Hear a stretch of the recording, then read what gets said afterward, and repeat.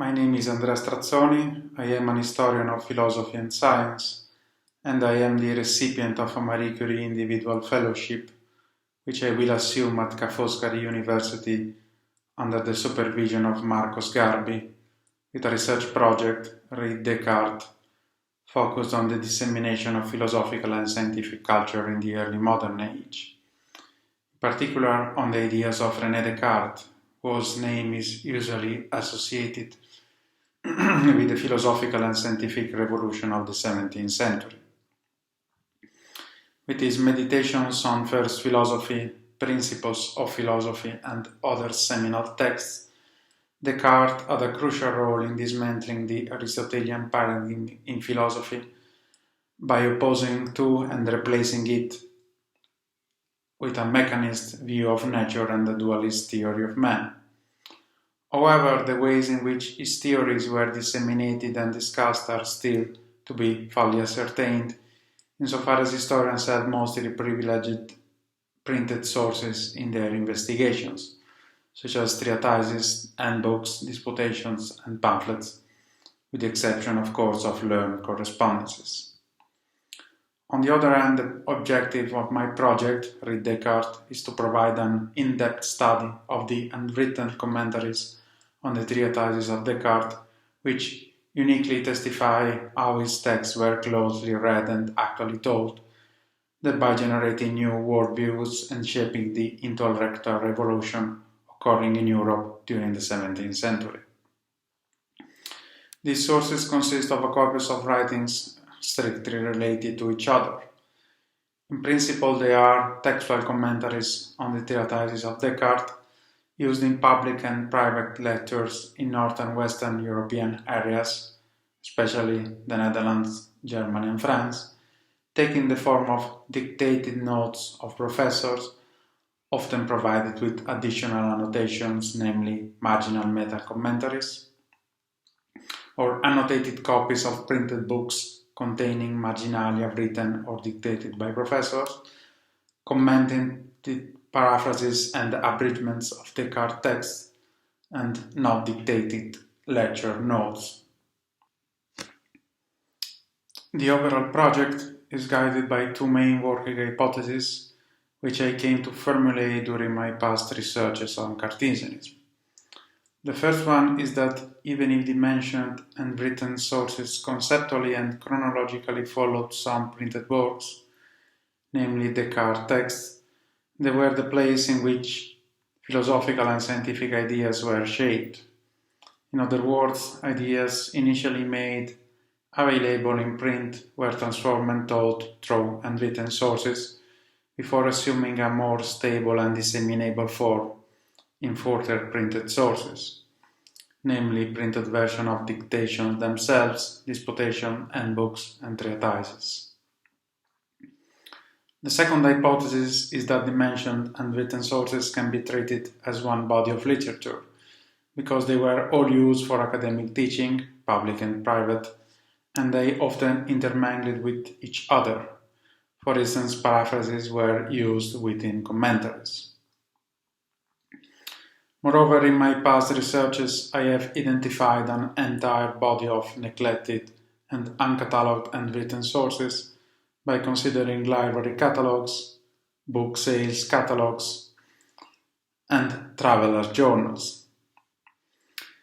This has revealed the existence of around 100 up to now not retrieved items, to which are to be added 38 items already listed in library catalogs.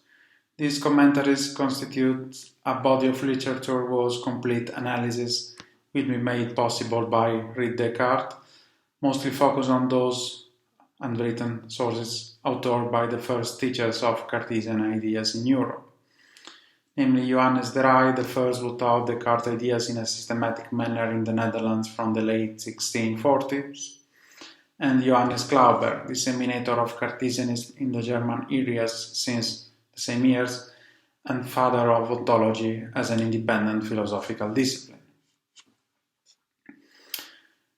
Their study is urgent and timely. It is urgent because we cannot have a clear grasp of the history of European philosophical and scientific culture if we do not look at how the texts of one of its crucial protagonists were read.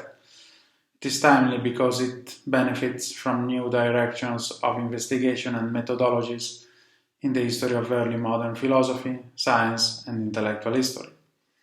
At a methodological level, RenéDescartes builds upon and expands avant-garde approaches in current scholarship, the study of early modern reading and note-taking practices, a transnational approach to the history of thought, the application of digital humanities instruments aimed at the textual mapping of large amount of texts. RenéDescartes integrates these approaches in order to pursue its objective along three main lines of investigation. The first is the search for uncatalogued and written sources. The second is their textual reconstruction and mapping. The third is the analysis of their use and dissemination. These guidelines inform the three sub-objectives of the project. The first sub-objective is to localize and catalog up to now unretrieved or uncatalogued and written sources. At a methodological level, this research will combine a standard archival research, namely in the consultation of extant catalogs, an intellectual historical approach, namely hypothesizing the existence and location of handwritten text by considering extant treatises, biographies of professors and students, testaments, auction catalogs. Thirdly, this sub-objective involves a philological approach, namely the reconstruction of the filiation of manuscripts. The second sub-objective is to provide critical edition and intertextual mapping of a selection of handwritten sources in an open access format. At a methodological level, this sub-objective is pursued by combining a standard philological approach, namely providing transcription and critical editions of handwritten texts, tools proper of digital humanities, like the mapping of textual recurrences, concordances, and the textual relations of handwritten and printed texts. This sub-objective will make patent by philological digital tools the relations between handwritten and printed text and between handwritten texts themselves.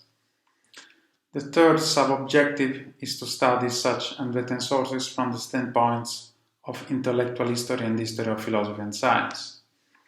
The sub-objective is pursued by considering how the scientific methodology is expounded or conceptually grounded on metaphysics and logic found an actual application in natural philosophical theories, and by the study of the dissemination of ideas across different political, social, and religious contexts in early modern Europe, in different subdomains, as the history of universities and cultural institutions and the history of intellectual nectars.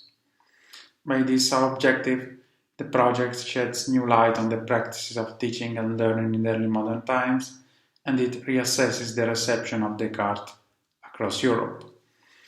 And the whole project is based on a multidisciplinary approach and is methodologically unified by a genetic perspective on the ways in which the new philosophy and science embodied by Cartesianism was constructed and evolved.